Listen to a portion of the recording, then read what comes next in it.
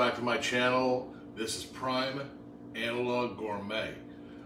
Today what we're going to do is I'm going to walk you through. I've got on one of my actually my Prime Analog Records, my other channel, I did a really quick video showing my Bolognese sauce and all that stuff, and it was so quick that everybody's like, "What is this?" And I totally get it. So I mean, it's like, this is a very quick recipe. It's not very difficult to do. I mean, kids can do this. The only thing is it takes a certain amount of babysitting, and it's going to take about 3 or 4 hours. I tend to go 4 or 5 hours. And the reason why is because you'll see on the process. I'm going to try to go through step by step. I'll show you what I use. I'll show you what's traditional and what I do to kick it up a notch, which I do. I do it. I've done this so many times through my life. I mean, so it's like old hat. And I'm going to try to stick in captions and things where I forgot to put what I'm using or how I did it or whatever like that. And I'll be pretty comprehensive about it, but you'll see as we go. There is a tried and true method to this, and I can tell you it's the traditional way. I still very much love, but I also love my kicked up a couple of notches way too. So this is the way we're going to do it. So anyway, we'll see in a little bit, and I'll show you what we're going to use. All right, guys, this is what I use here. This is what we're going to use in all of this, and like I said, it's pretty simple. It's pretty straightforward, and I'll show you when we put things in and all this kind of stuff. A couple of non-traditional things are right off the bat are right here. To the most part, in Bologna, where they make this Bolognese sauce, this is where it comes from, they don't use garlic at all. We're going to do it, and this is 7 little cloves. I mean, you can see how small these are. These aren't these big giant cloves. Another thing that this is my homemade pesto, and what we're going to do is we're going to put some of that in. But a lot of it is, you know, if you put it in too early, put this stuff these kind of flavor ingredients in too early, what happens is they just disappear into the sauce, and there's no real flavor component. It just kind of rounds out the flavor. But we're going to do it in a different way, and I'll show you exactly how to do it. I use veal, ground pork, ground beef, and this is 80-20. Then we have some carrots, we have some celery, we have a couple of onions, salt and pepper, obviously. This is pappardelle, which is a pasta that we're going to use. 2 cans of peeled plum tomatoes that we're going to go in. Some Merlot for depth, for body. To the sauce, and also tomato paste and strained tomatoes, which also people call Pasata. So you know, I'll once we get going, I'll show you how we go step by step. All right, talk to you in a bit. First thing I want you guys to know is that I'm making a double batch. This saves really well. You can freeze it, and or you can just put it in the refrigerator and use it for different things like lasagna or other pasta dishes. So that's why I always make a double batch. If I'm going to go through the trouble to do it, I do it this way. All right, so what we're going to do first is we're going to chop up all the vegetables. I hope you guys have a food processor like I do, and that's when you'll see the volume that I'm going to do.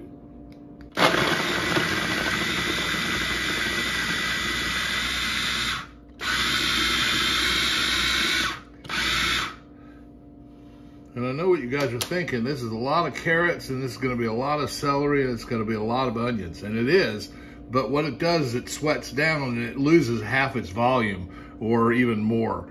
And we've got to put this with a bunch of different meat. Like I showed you, this is 3 pounds of meat. It's a pound of veal, it's a pound of ground pork, and it's a pound of ground beef. Now we're going to do a real quick rough chop on the celery, so it'll fit in here. as such.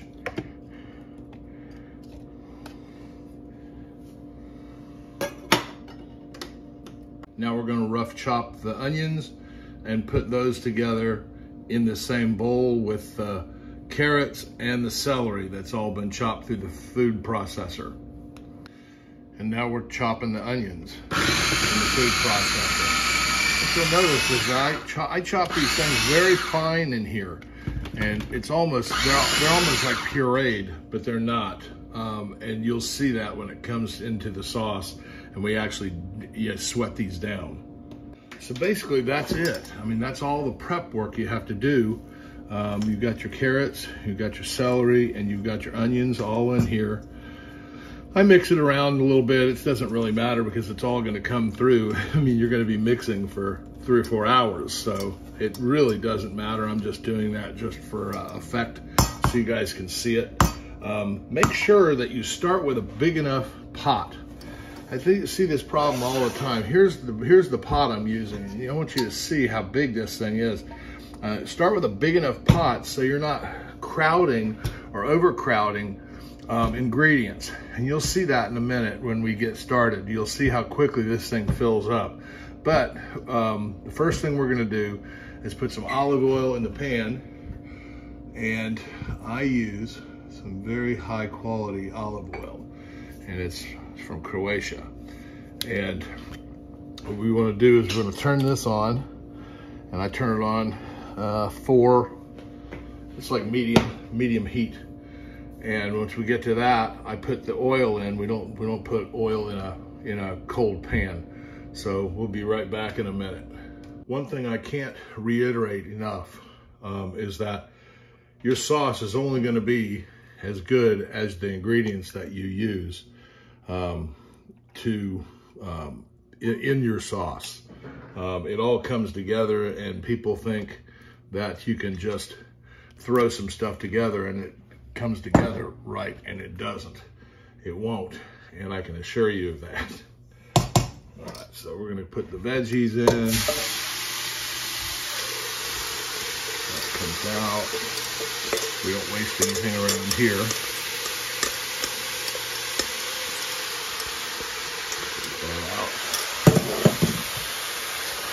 And we're gonna let this go for a while. And what I'm gonna show you in here, and see, that's a big piece of carrot that didn't get lopped up. There's another one. But this is why we do it this way. Now we're gonna keep this going, and we're gonna do this, and I'm gonna start showing you when we get to a point where I can pull this back, and you'll see this liquid that just forms in here, and all this liquid has to go away before we actually add the meat. All of this is in a progression, and you'll see how as it goes. This is the time we want to salt this. And you'll see that I'm not really using a whole lot of things outside of my, as far as my measurement technique. And the reason why is because I've been doing this for so long. It's just I'm pretty close to where I'm going to be. We don't want to over season too much right now, and the reason why, put some pepper in here too. The main reason why is because we're going to be seasoning along the way for taste. And remember, this is a lot of veggie, it looks like, but it really will not be as we go. It sweats down, and you'll see in a little bit when I show you again. Now this is what I call sweating. Look at all that moisture coming off of these. So it's going. It's going to take a little bit. I'll be right back. All right, so we're getting there now. It's taking about 10 minutes to sweat this down, and now you can see it starting to stick to the bottom. See how that is right there? It's sticking a little bit to the bottom because it's caramelized so much. Okay, and we've sweated this all the way down. So what we're going to do now is we're going to deglaze this.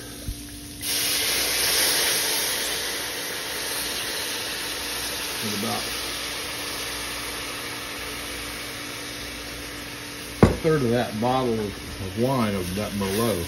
And that, I'm going to get those little bits off the bottom. You got to cook this long enough to get this alcohol out of it, because it'll taste kind of boozy if you don't. And I don't like that taste. I'm going to do the same thing. See how I'm getting all the bits off the bottom? It's kind of hard to see because of that steam coming off. Okay, that is where we're going with this. You see how I've gotten all those little bits off? And this is the time that we put in what the Italians call the mince. And this is when we put in the meat. Okay, no particular order. Here is the beef.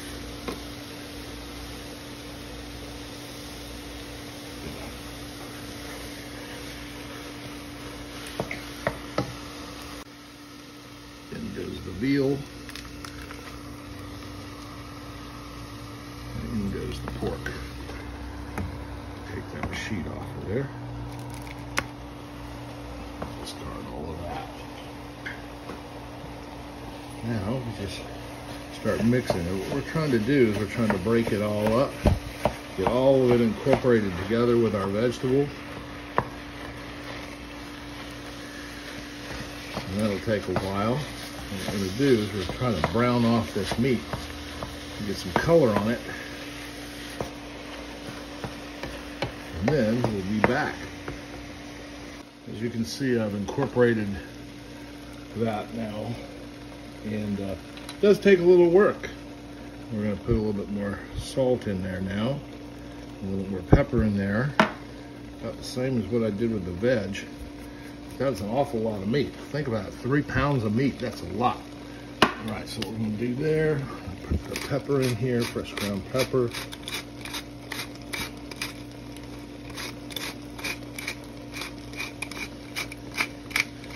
Everything fresh. You'll taste that difference too.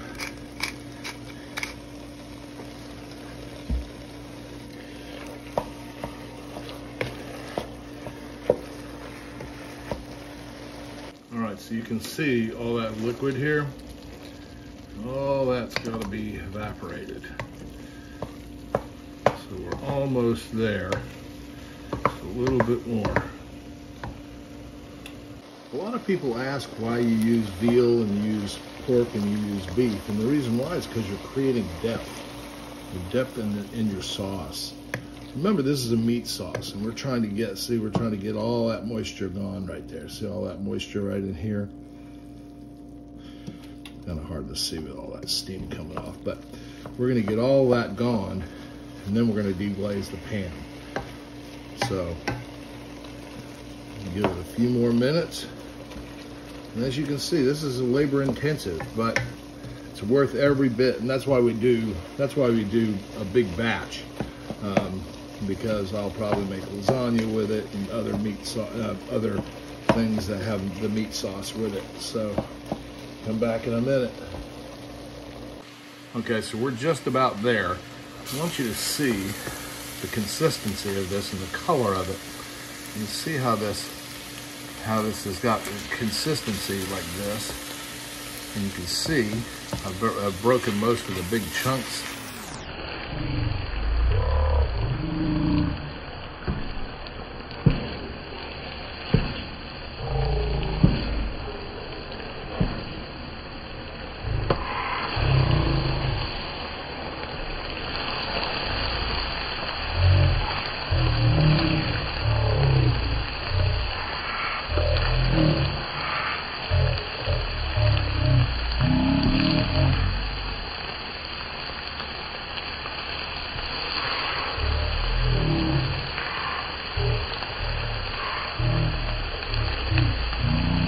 Here, and that's what we're looking for right there. And we want those to kind of get a little bit more brown bits on the bottom, because that creates the depth of flavor to the sauce. But I don't know if you can hear it. Let's see if you can hear the sound of this. You can see it. You can see the little specks of vegetables in there. You see how it's sticking now? It's starting to stick pretty good. And that means we're just about ready to deglaze that pan again. Like I said, let's let it go for another couple of minutes. Because this is such a process, I decided to make myself a drink. So, so we're about to the point now, you know, it's sticking to the bottom. You see that? See it sticking to that bottom? That's what we want right there. Let it go just like that. And it's sticking over here too, I'm sure. Yep, sticking all around here. That's what we want. That's to create the depth of the color and the depth of the flavor. So what we're going to do, pull this back a little bit. We're going to put another third of that bottle of Merlot in here. You can hear that sizzle.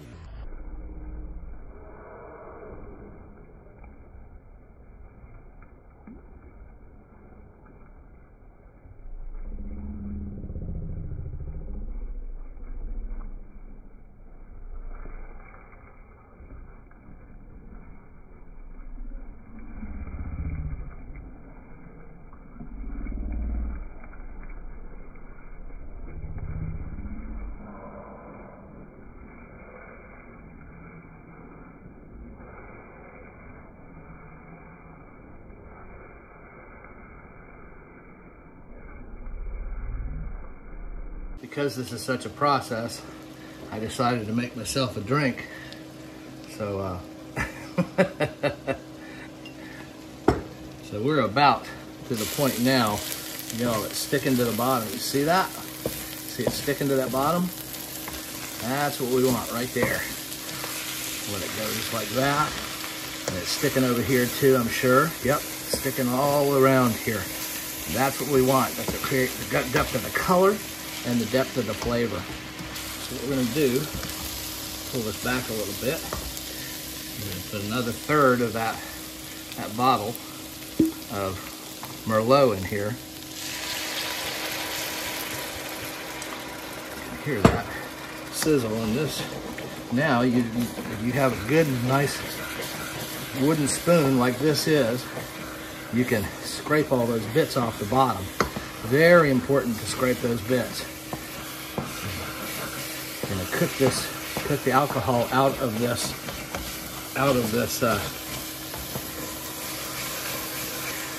Merlot in here. And when you get those bits up like that, a little bit more.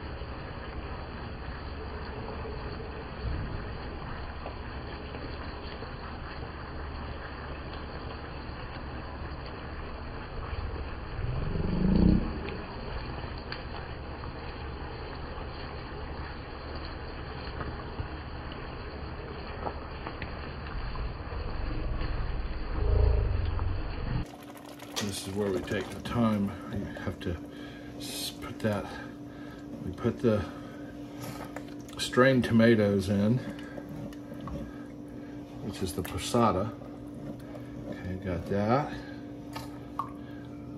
That's all incorporated. Now what we're going to do, we're going to put a can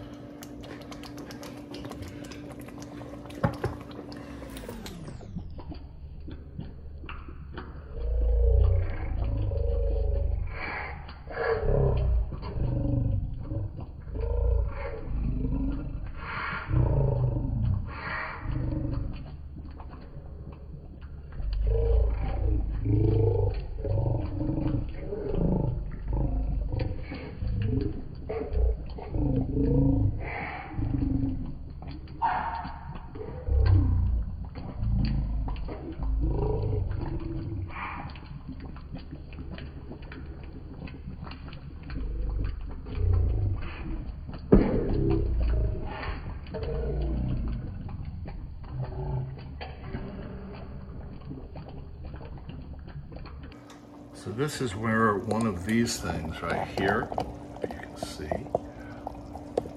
this water kettle, it's an automatic water kettle right here. And what it'll do,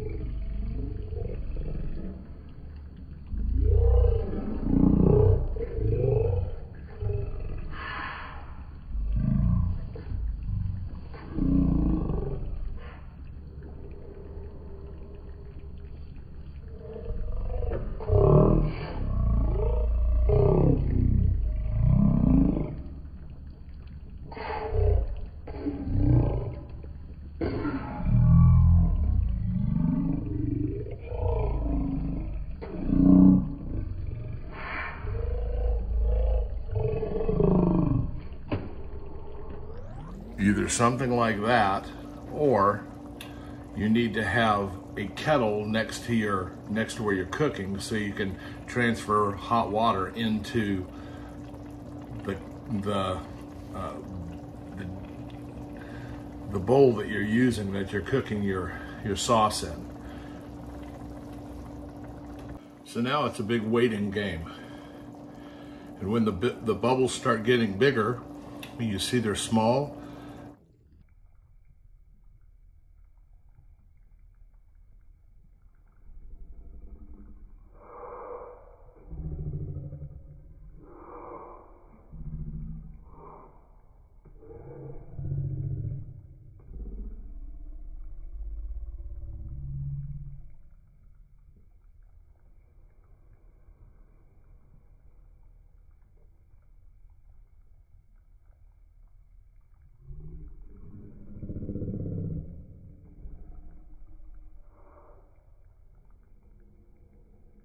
Is dehydrating the sauce. You want to stir this probably about every 15-20 minutes. So I'm just moving that around like this. And you'll see how much water you need to add or not. It needs to turn that down a little bit.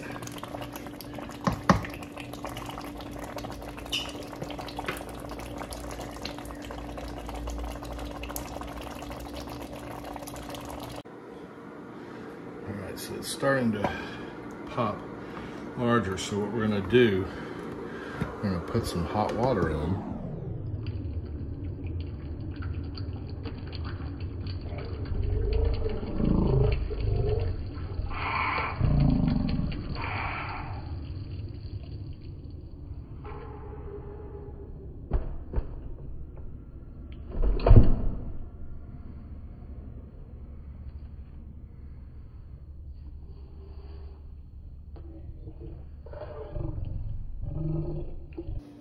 All right, right, so we're on hour number 4, and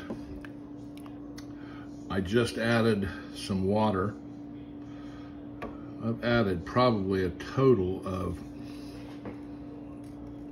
maybe 1.5 liters. And you have to keep doing this because you dilute it down some to get the right consistency and break the meat down and everything else like that. So we're working on hour number 4 now, and we've probably got 1 more hour to go. I'm gonna let you guys in on a real secret to my sauce. And what it does is it adds depth to the sauce itself. This is during the last hour of the cook, and I put about a cup, or no, probably about 1/2 cup of coffee into the sauce, and it richens it, and it adds a different dimension to the sauce, and it really takes it to a totally different level. Also, during the last hour of cooking, this is where I add a couple of tablespoons of my homemade pesto. A little bit more.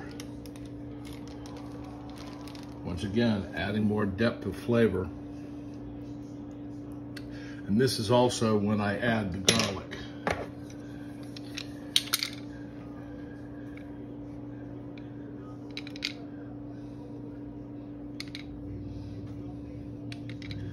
What I do is I don't chop it.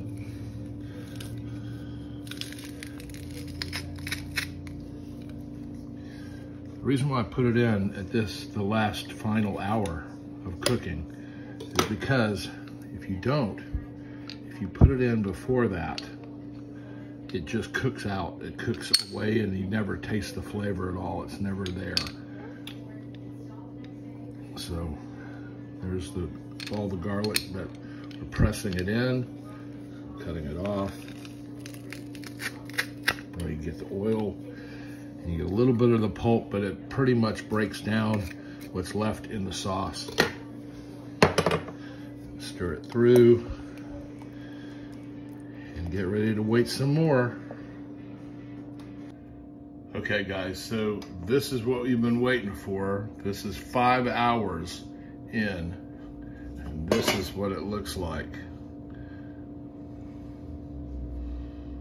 Look how glorious that is.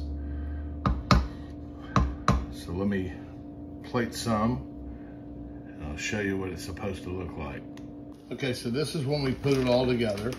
This is the kind of pasta you want to use. It is made from semolina and water. That's all it is.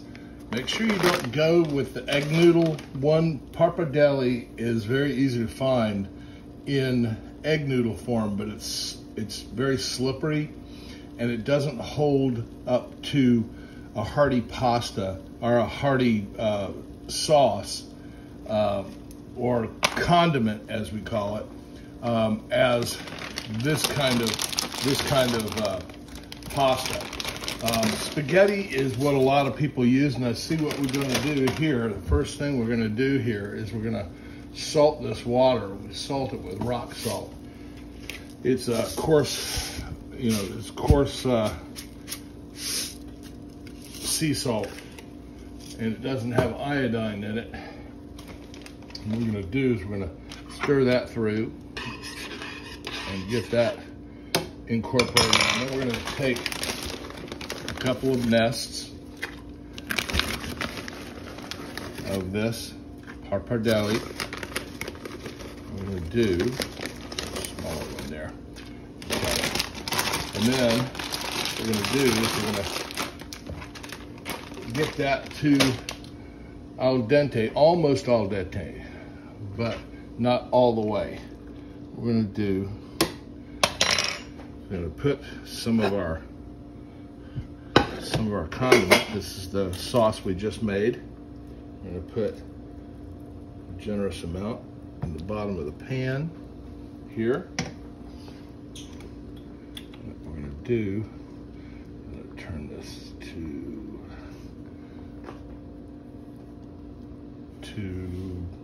between low and medium heat. So medium low. All right, so we're going to add a little bit of pasta water.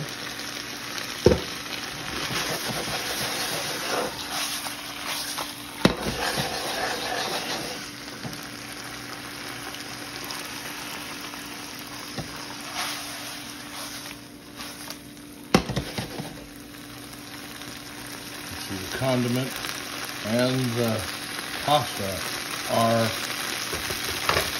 insieme, which means in Italian it means together.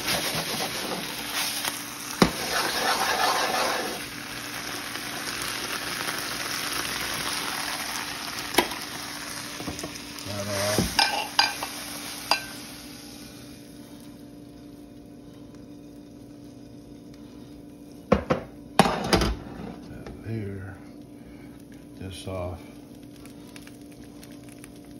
And now we're going to put some Parmigiano Reggiano on top, fresh. Is some Parmigiano Reggiano, and this is the real stuff. I import it from Italy. Put it on that hot pasta. And we're going to drag it through. Oh my goodness. Woo.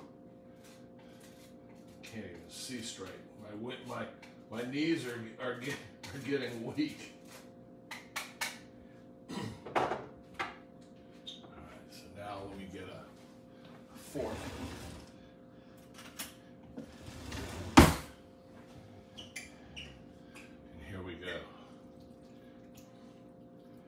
Oh my goodness.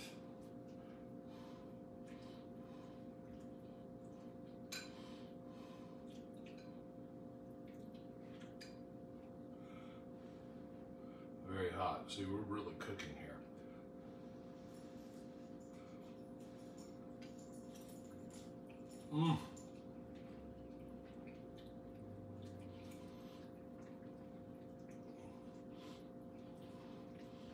It's hard to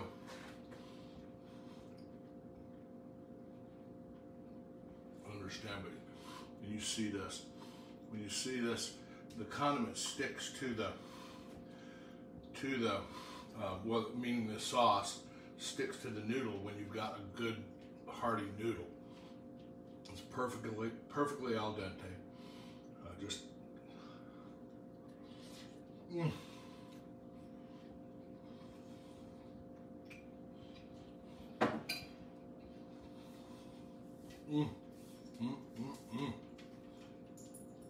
It's hard to imagine, but